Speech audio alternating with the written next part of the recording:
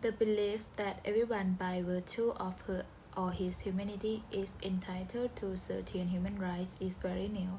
Its roots, however, lie in earlier tradition and documents of many cultures. It took the catalyst of World War II to people human rights onto the global stage and into the global conscience. Throughout much of history, people acquire rights and responsibility through their membership in a group, a family, indigenous nation, religion, class, community, or state. Most societies have had traditions similar to the golden rule of do unto others as you would have them to do to you, the Hindu Vedas, the Babylonian Code of Hammurabi, the Bible, the Quran, or the Analects of Confucius are five of the oldest written sources which address questions for people's duty, rights, and responsibility. In addition, the Inca and Aztec codes of conduct and justice, and the Iroquois Constitution were Native American sources that existed well before the 18th century. In fact, all societies, whether in oral or written tradition, have had system or priority and justice as well as way of tending to the health and welfare of their members. Precursor of 20th century human rights documents, the documents asserting individual rights such the Magna Carta 1215, the English Bill of Rights 1689, an act declaring the rights and liberty of the subject and setting of succession of the crown. The French Declaration on the Rights of Man and Citizen 1789. Contemporary international human rights law and the establishment of the United Nations have important historical antecedents. Effort in 19th century to prohibit the slave trade and to limit the horror of war are prime example. In 1919, country established the International Labour Organization to oversee treaty protecting workers with respect to their rights, including their health and safety. Concern over the protection of certain minority groups was raised by the League of Nations at the end of the First World War. The birth of the United Nations. The idea of human rights emerged stronger after World War II. The extermination by Nazi Germany of over 6 million Jews, Sinti of Romani.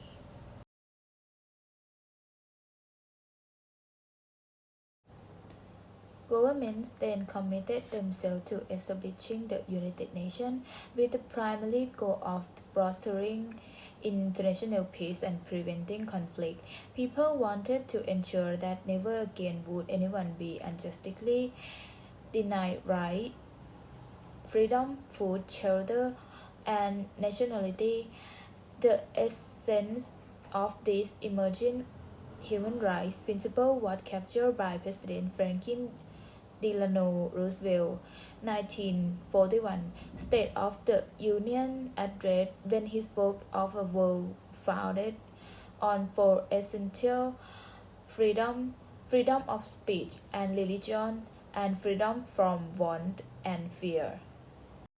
The calls come from across the globe for human rights standards to protect citizens from abuses by their governments, standards against which nations could be held accountable for the treatment of those living within their border. This voice played a critical role in the San Francisco meeting that drafted the United Nations Charter in 1945. The Universal Declaration of Human Rights. Member states of the United Nations pledged to promote, respect for the human rights of all. To advance this goal, the UN established a Commission of Human Rights and charged it with the task of drafting a document spelling out the meaning of the fundamental rights and freedom proclaimed in the Charter. The Commission, guided by Eleanor Roosevelt's forceful leadership, captured the world's attention. The influence of the UDHR has been substantial.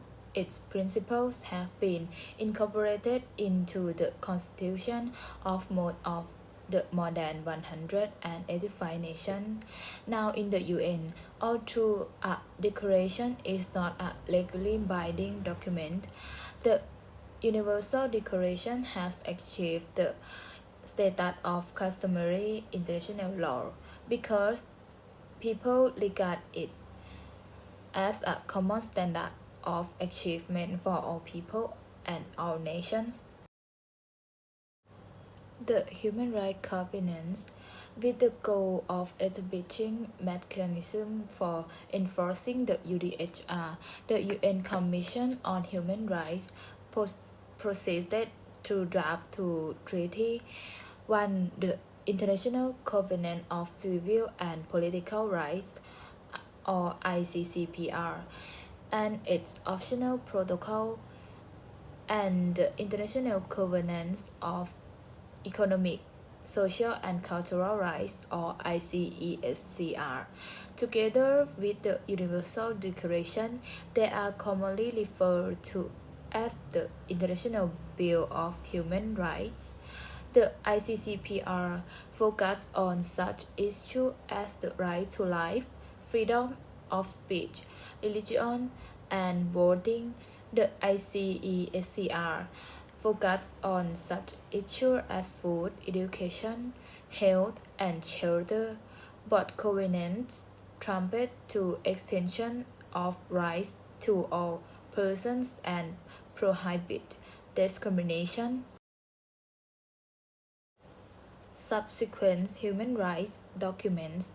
In addition to the covenants of the International Bill of Human Rights, the United Nations has adopted more than 20 principal treaties further elaborating human rights. These include conventions to prevent and prohibit specific abuses like torture and genocide, and to protect especially vulnerable populations such as refugees. Convention relating to the status of refugee 1951, Women Convention on the elimination of all forms of discrimination against women 1979, and Children Convention on the Rights of the Child 1989. As of 1997, the United Nations has ratified only this convention. The Convention on the Elimination of All Forms and Racial Discrimination, the Convention on the Prevention and Punishment of the Crime of Genocide, the Convention on the Political Rights of Women, the Slavery Convention of 1976, the Convention Against Torture and Other Cruel, Inhumane or Degrading Treatment or Punishment. In Europe, the Americas, and Africa, regional documents for the protection and promotion of human rights extend to International Bill of Human Rights. For example, African states have created their own Charter of Human and People Rights in 1981. And Muslim states have created the Cairo Declaration on Human Rights in Islam in 1990. The dramatic change in Eastern Europe, Africa, and Latin America since 1980 1989 have powerfully demonstrated a surge in demand for respect of human rights. Popular movements in China, Korea, and other Asian nations reveal a similar commitment to this principle. The role of non-governmental organizations. Globally, the champions of human rights have most often been citizens, not governmental officials. In particular, non-governmental organizations (NGO) have played a cardinal role in focusing the international community on human rights issues. For example, NGO activities surrounding the 1995 United Nations Fourth World Conference on Women in Beijing, China drew unprecedented attention to serious violations of the human rights of women. NGOs such as Amnesty International, the Anti-Slavery Society, the International Commitment of Jurists, the International Law Working Group on Indigenous Affairs, Human Rights Watch, Minnesota Advocates for Human Rights, and Survivor International monitor the action of governments and pressure them to act according to human rights principles. In nowadays, in his speech last month before the General Assembly at the opening of its 73rd session, French President Emmanuel Macron described many of the challenges before the United Nations and international community. Among them was the cultural, historical, and religious relativism that calls into question to rights enshrined in the Universal Declaration of Human Rights. The UDHR proclaimed global recognition of fundamental human rights principles and standards 20 years ago, further strengthened by the Vienna World Conference almost 50 years later, and declared this right to be universal, indivisible, interdependent, and interrelated. Despite in this history, as President Macron highlighted, a worrying trend in which the universality of human rights is being increasingly challenged can be observed globally.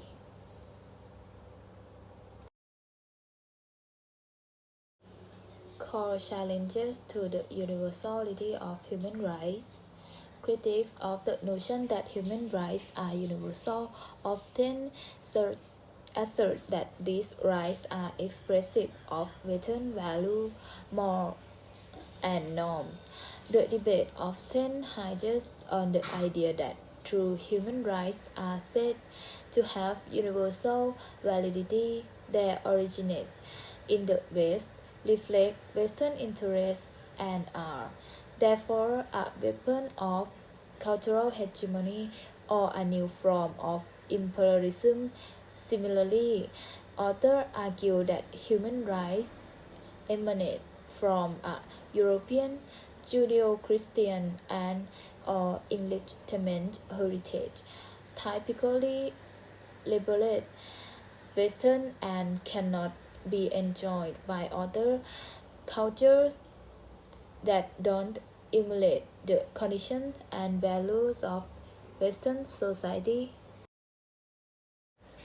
Related to this are the challenges rooted in cultural relativism that was Western civilization consider universal norms in human rights may not be applicable to other cultures.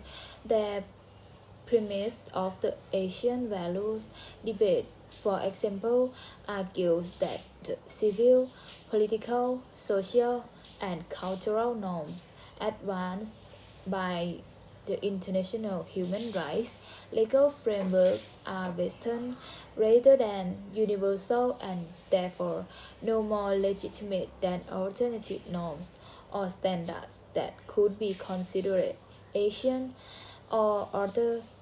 By the same token, the increasing use of exceptionalism claims root in religious exertion, as in the case of Islam human rights or traditional value debates have become more commonplace.